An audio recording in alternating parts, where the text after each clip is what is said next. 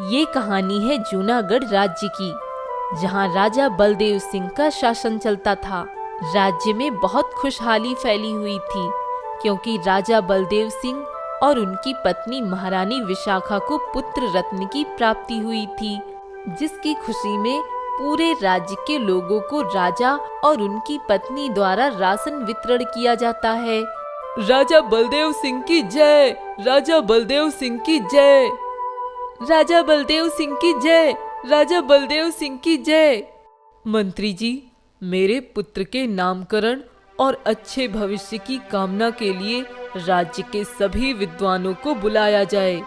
कल हमारे पुत्र का नामकरण बहुत धूमधाम से होना चाहिए। महाराज, मैं आपको कुछ बताना चाहती हूँ। महारानी, क्या बताना चाहती हो तुम हमें? महाराज, कुछ समय पहले मैं अपने मायके गई हुई थी। तब मैं अपने माँ और पिताजी के साथ हमारी कुल देवी के मंदिर गए थे। तब हमने वहाँ माता से पुत्र पाने का आशीर्वाद मांगा था और कहा था कि अगर हमें पुत्र की प्राप्ति हुई तो हम उसका नामकरण यहीं इसी मंदिर में करेंगे आकर। महाराज, आप जाने का बंदोबस्त करवा दें, हम आज ही निकलेंगे।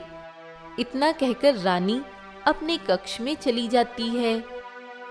मंत्री जी, तो फिर आप जल्दी से हमारे जाने का बंदोबस्त कराएं, हम आज ही निकलेंगे।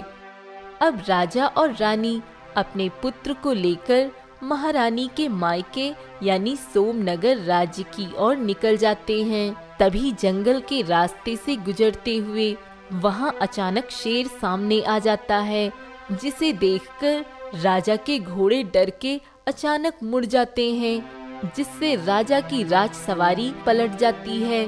तभी राजा के सिर पे पत्थर लगने से वह बेहोश हो जाते हैं।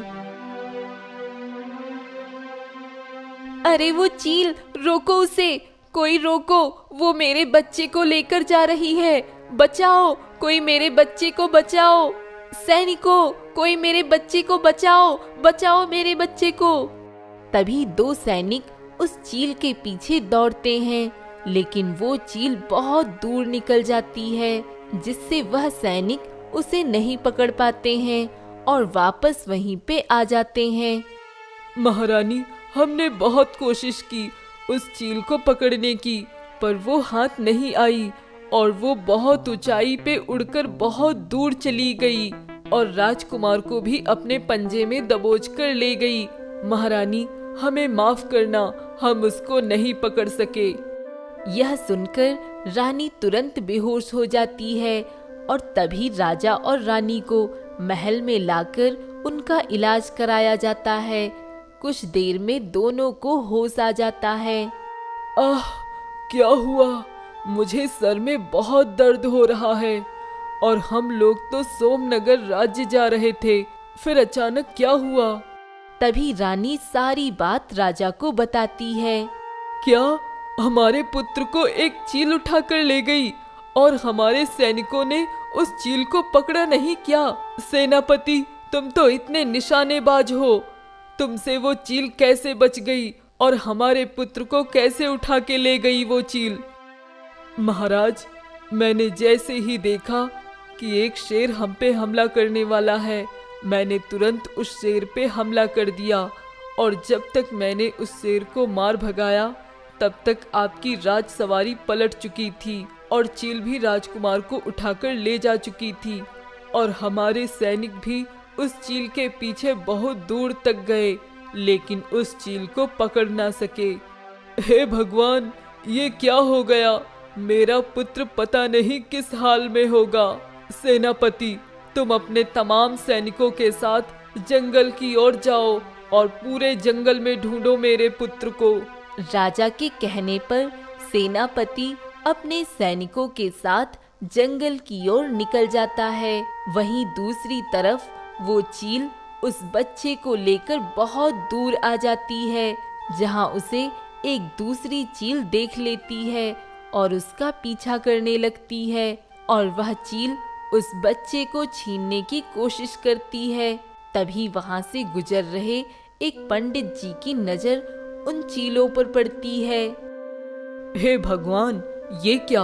इन चीलों के पास तो कोई नवजात शिशु है जिसके लिए ये दोनों चील आपस में लड़ रही हैं। न जाने किसका बच्चा उठा लाई है ये चील। तभी दोनों चील की आपस में तकरार से वह बच्चा नीचे गिर जाता है, जिसे तुरंत वह पंडित अपने हाथों में रोक लेता है और तुरंत वहां से अपने घर की ओर निकल जाता है। अरे भाग्यवान, कहाँ हो? जल्दी इधर आओ।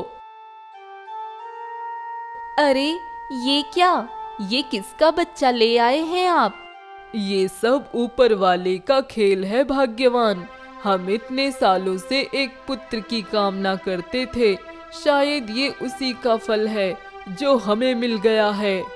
पर ये बच्चा मिला कहाँ आपको? ये तो कितना सुंदर बच्चा है।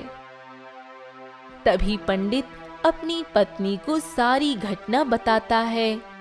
सुनिए जी, अगर इस बच्चे को कोई ढूंढने नहीं आया तो इसे हम ही पाल लेंगे।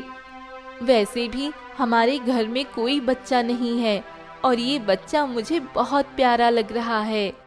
ठीक है, लेकिन जरा धीरे बोलो और सुनो, ये बात घर के बाहर नहीं जानी चाहिए और इस बच्चे के बारे में किसी से कुछ मत कहना।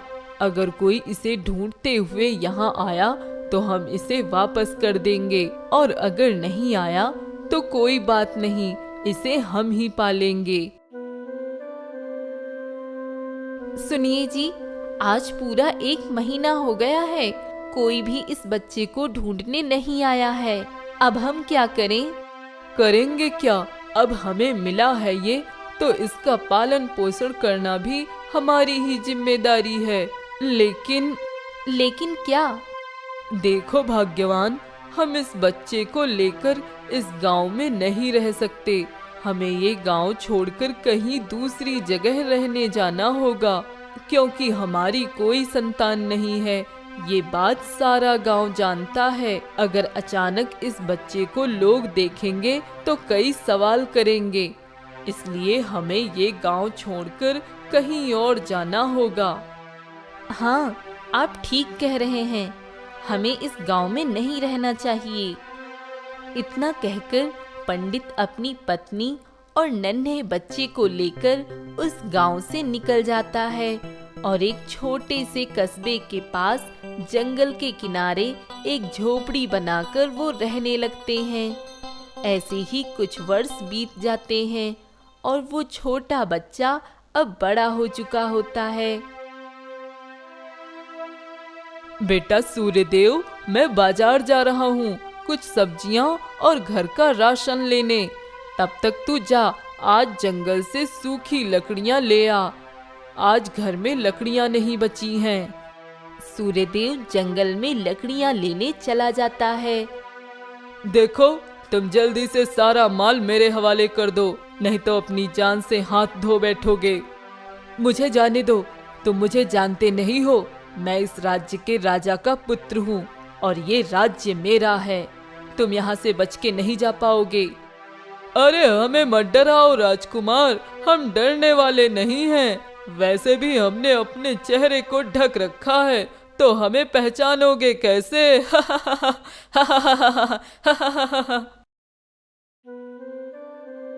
अरे ये क्या? ये तो डाकू हैं और उस व्यक्ति को बंदी बनाकर उसको लूटना चाहते हैं। मुझे कुछ करना होगा। तभी सूर्यदेव छुपकर शेर की आवाज निकालता है और वो दोनों डाकू शेर की आवाज सुनकर डर जाते हैं। अरे रंगा, ये तो शेर की आवाज है। हाँ बिल्ला, ये शेर की ही आवाज है। लगता है शेर इधर ही आ रहा है। अरे भागो, जान प्यारी है तो, नहीं तो उसका निवाला बन जाएंगे हम लोग। वह दोनों डाकू वहाँ से भाग जाते हैं। कौन हो तुम और यहाँ क्या कर रहे हो? यहाँ पे शेर है, क्या तुम्हें डर नहीं लगता है? मेरा नाम सूर्यदेव है, मैं यहीं पास में कुछ दूर पे रहता हूँ और यहाँ पर कोई शेर नहीं है। वो तो मैंने ही शेर की आवाज निकाल के उन दोनों डाकुओं को डराया था, ताकि वो तुम्हें कोई नुकसान ना पहुँचा सके। क्योंकि मैंने देखा कि कैसे वो दोनों तुम्हें धमका रहे थे। तुम तो किसी राजसी घराने से लग रहे हो, फिर तुम यहाँ इस जंगल में अकेले क्या कर रहे हो? हाँ, तुमने सही पहचाना, मैं अनिरुद्ध हूँ और जल्द ही इस राज्य का राजा बनने वाला हूँ। तो उससे पहले मैं अपने राज्य के हर हिस्से में घूमना चाहता हूँ। तभी मैं घूमते हुए इधर जंगल में आ गया और मुझे अकेला देख वो दोनों डाकुओं ने मेरा पीछा कर लिया और यहाँ मुझे बंदी बना लिया। लेकिन तुमने आके मुझे बचा लिया। कहो, इसके लिए तुम्हें इनाम में क्या दूं? तुम जो भी कहोगे वो तुम्हें मिल जाएगा। ये इस राज्य के होने वाले राजा का वादा है। नहीं राजकुमार, मुझे कुछ नहीं चाहिए। सूर्यदेव, क्या सच में तुम्हें कुछ नहीं चाहिए? हाँ राजकुमार, मुझे कुछ भी नहीं चाहिए, लेकिन मुझे तो कुछ चाहिए तुमसे। राजकुमार, क्या चाहिए तुम्हें मुझसे? कहो, मैं तुम्हें क्या दे सकता हूँ? सूर्यदेव, मुझे तुम्हारी मित्रता चाहिए। क्या तुम मेरे मित्र बनोगे? राजकुमार, ये आप क्या कह रहे हैं? भला मेरी और आपकी मित्रता कैसे हो सकती है? कहाँ आप इस राज्य के राजा के पुत्र और होने वाले राजा हैं, और कहाँ मैं एक मामूली सा आम लड़का। भला हमारी मित्रता हो सकती है क्या? हाँ मित्र, हमारी मित्रता हो सकती है और हम आज से मित्र हैं। और मैं अपने मित्र को अपने राजमहल में बुलाकर उसकी बहादुरी का इनाम दिलवाना चाहता हूँ। इसलिए तुम्हें कल ही राजमहल के राज दरबार में आना होगा। मैं तुम्हारा इंतजार करूंगा मित्र।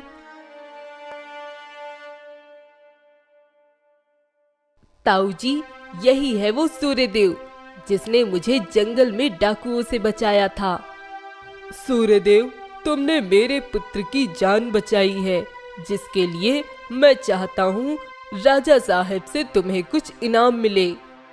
हाँ, मैं तुम्हारी बहादुरी से प्रसन्न हुआ हूँ और इसके लिए मैं तुम्हें 10 सोने की मोहरें इनाम के तौर पर देना चाहूँगा। नहीं महाराज, मुझे कोई इनाम नहीं चाहिए। मुझे तो पहले ही इनाम मिल चुका है। राजकुमार ने मुझसे मित्रता की, मुझे अपना मित्र माना। मेरे लिए तो यही इनाम है। अब मुझे किसी भी इनाम की आवश्यकता नहीं। नहीं, ये नहीं हो सकता। ये मैं क्या देख रहा हूँ? ऐसा कैसे हो सकता है? वो राजमहल में प्रवेश कर चुका है। मुझे जल्दी ही ये बात नरेंद्र देव को बतानी होगी। अब तांत्रिक नरेंद्र देव से मिलने राजमहल जाता है। अरे तांत्रिक बाबा, आप यहाँ क्यों आ गए? मुझे पता भेज दिया होता, मैं आ जाता। पता भेजने भर का समय नहीं था मेरे पास, क्योंकि बात ही कुछ ऐसी है जो मुझे जल्द ही तुम्हें बतानी है। ऐसी क्या बात है तांत्रिक बाबा जो बताने आप यहाँ चले आए? नरेंद्र देव, जो सपना तुम वर्षों से देख रहे थे वो अब टूट सकता है, क्योंकि वो लड़का जो कल यहाँ इस दरबार में आया था वो तुम्हारे लिए खतरा बन के आया है।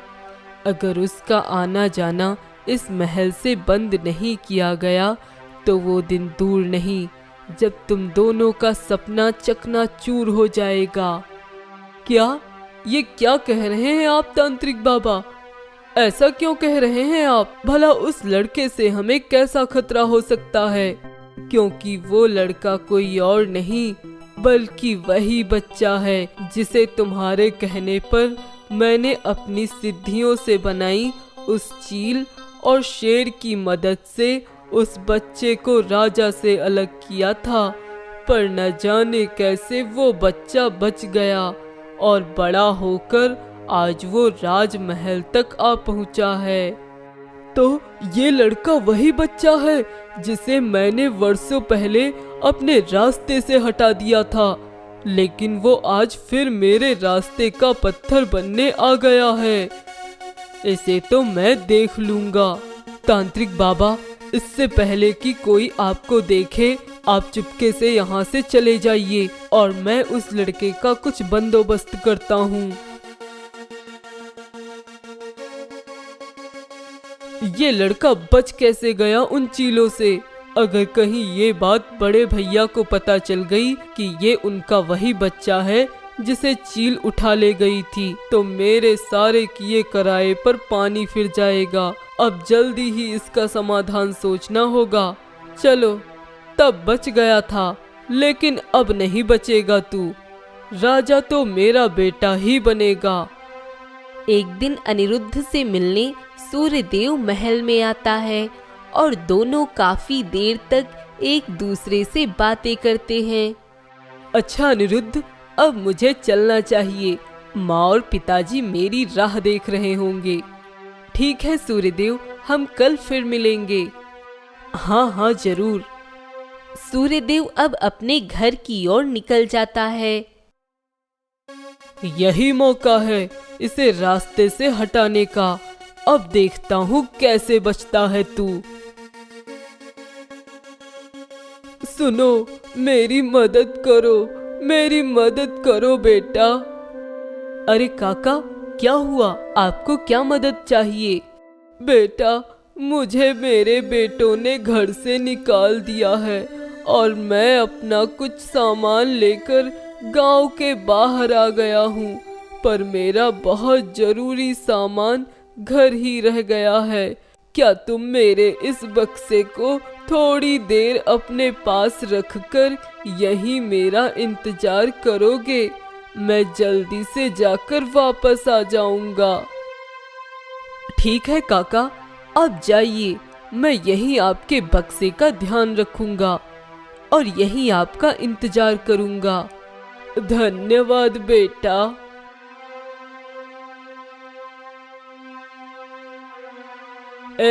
ये बक्सा तुम्हारे पास कहाँ से आया? ये तो वही बक्सा है जो राजा साहब के महल से चोरी हुआ है। हाँ, लगता है इसी ने चुराया है। नहीं, ये वो बक्सा नहीं है और मैंने कोई चोरी नहीं की है। सूर्यदेव के मना करने पर भी वो सैनिक सूर्यदेव को राजमहल में ले आते हैं। छोटे महाराज, यही है वो चोर जो आपके कमरे से आपका बक्सा चुरा के ले गया था। क्या? ये क्या कह रहे हो सैनिकों? ये तो सूर्यदेव है, मेरे पुत्र का मित्र। भला सूर्यदेव ने क्यों चोरी की? छोटे महाराज, हमने इसे रंगे हाथों इस बक्से के साथ पकड़ा है। तो फिर ठीक है, इसे राजमहल में चोरी करने के इल्जाम में आजीवन कारावास की सजा दी जाती है। जाओ, इसे कारावास में कैद कर दो। नरेंद्र देव, क्या तुम्हें नहीं लगता कि फैसला करने में तुम जल्दबाजी कर रहे हो? ये लड़का तुम्हारे पुत्र का मित्र है। क्या इसे इसकी सफाई में कुछ कहने का कोई मौका नहीं देना चाहिए? भैया, जब चोरी किया हुआ बक्सा इसके पास मिला है तो अभी क्या सफाई की उम्मीद बाकी है? और रही बात ये कि ये लड़का मेरे पुत्र अनिरुद्ध का मित्र है, तो इससे इसकी सजा कम नहीं हो सकती, क्योंकि अपराध करने वाला चाहे कोई भी हो, हमारे राज्य में उसे उसकी सजा जरूर मिलती है। इसलिए ही तो ये राज्य इतना महान है ना बड़े भैया? हाँ हाँ।